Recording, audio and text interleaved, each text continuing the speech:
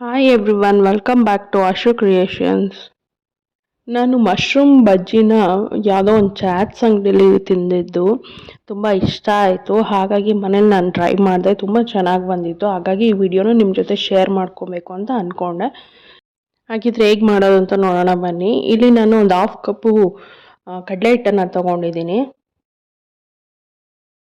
ಇದ್ರ ಜೊತೆಗೆ ನಾನು ಒಂದು 2 ಸ್ಪೂನ್ ಅಕ್ಕಿ ಹಿಟ್ಟನ್ನು ಕೂಡ ಹಾಕ್ಕೊತಾ ಇದ್ದೀನಿ. 1 ಸ್ಪೂನ್ ಸಾಲ್ಟನ್ನು ಹಾಕ್ಕೊತಾ ಇದ್ದೀನಿ. ಮತ್ತು ಒಂದು ಹಾಫ್ ಸ್ಪೂನ್ ಚಿಲ್ಲಿ ಪೌಡರು, ಒಂದು 1/4 ಚಮಚ ಅರಿಶಿನದ ಪುಡಿ, ಮತ್ತು ಸ್ವಲ್ಪ ಜೀರಿಗೆ, ಮತ್ತು ಚಕ್ಕೆ ಪೌಡರು, ಕೊತ್ತಂಬರಿ ಸೊಪ್ಪನ್ನು ಹಾಕ್ತಾಯಿದ್ದೀನಿ, ಮತ್ತು ಕರಿಬೇವು ಸೊಪ್ಪನ್ನು ಕೂಡ ಹಾಕ್ತಾಯಿದ್ದೀನಿ. ಇದಕ್ಕೆ ಸ್ವಲ್ಪ ಸೋಡಾನ ಹಾಕ್ಕೊತಾ ಇದ್ದೀನಿ, ಕುಕ್ಕಿಂಗ್ ಸೋಡಾನ. ಇದನ್ನು ಚೆನ್ನಾಗಿ ಮಿಕ್ಸ್ ಮಾಡ್ಕೊಳ್ಳೋಣ ಫಸ್ಟು. ಹಾಗೆ ಇದಕ್ಕೆ ನಾನು 1 ಸ್ಪೂನ್ ಎಣ್ಣೆನ ಕೂಡ ಹಾಕ್ಕೊತಾ ಇದ್ದೀನಿ.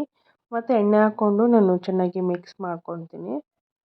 ಚೆನ್ನಾಗಿ ಮಿಕ್ಸ್ ಆದ ನಂತರ ನಾನು ಸ್ವಲ್ಪ ನೀರನ್ನು ಹಾಕ್ಕೊಂಡು ಮಿಕ್ಸ್ ಮಾಡ್ಕೊತಾ ಹೋಗ್ತೀನಿ. ಗಂಟು ಕಟ್ಟಬಾರ್ದಲ್ಲ, ಹಾಗಾಗಿ ನಮಗೆ ಎಷ್ಟು ಬೇಕಷ್ಟು ನೀರನ್ನ ಸ್ವಲ್ಪನೇ ಹಾಕ್ಕೊಂಡು ನಾನು ಕಲಿಸ್ಕೊತಾ ಇದ್ದೀನಿ.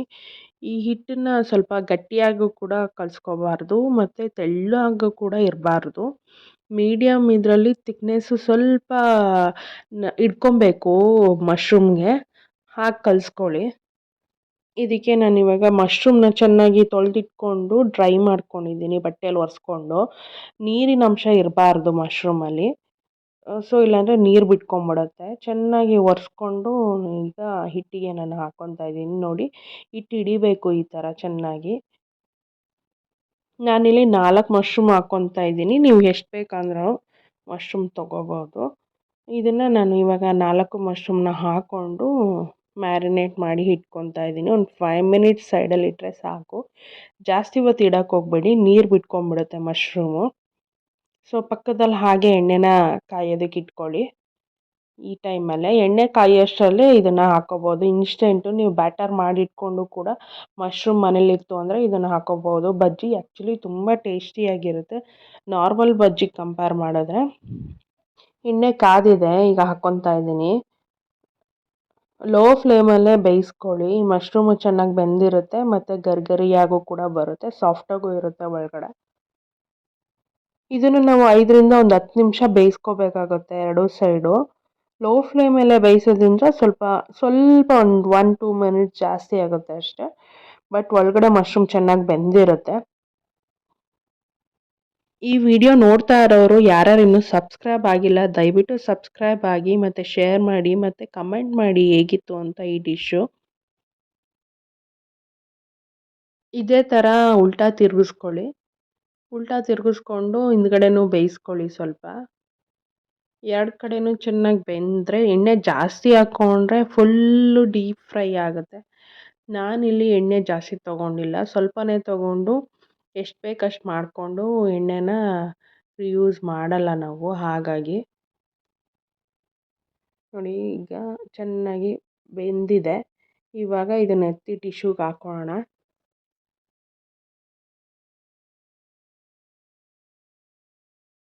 ಇದೆಲ್ಲ ಎತ್ಕೊಂಡು ನಾನು ಟಿಶ್ಯೂ ಪೇಪರಿಗೆ ಹಾಕ್ಕೊತಾ ಇದ್ದೀನಿ. ಟಿಶ್ಯೂ ಪೇಪರಲ್ಲೇ ಒಂದು 10ರಿಂದ 15 ನಿಮಿಷ ಬಿಡಿ. ಬಜ್ಜಿನೂ ಆರಿರುತ್ತೆ, ಸ್ವಲ್ಪ ಎಣ್ಣೆನೂ ಚೆನ್ನಾಗೆಲ್ಲ ಟಿಶ್ಯೂ ಎಲ್ಲ ಹೀರ್ಕೊಂಡಿರುತ್ತೆ.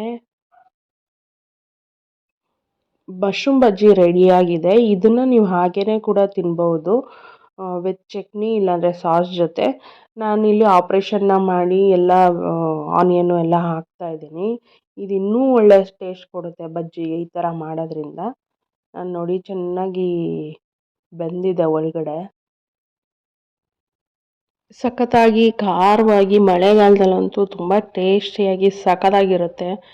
ಬಾಯಲ್ಲಿ ಆ್ಯಕ್ಚುಲಿ ನೀರು ಬರ್ತಾ ಇದೆ ನನಗೆ ನೆನೆಸ್ಕೊಂಡ್ರೆ.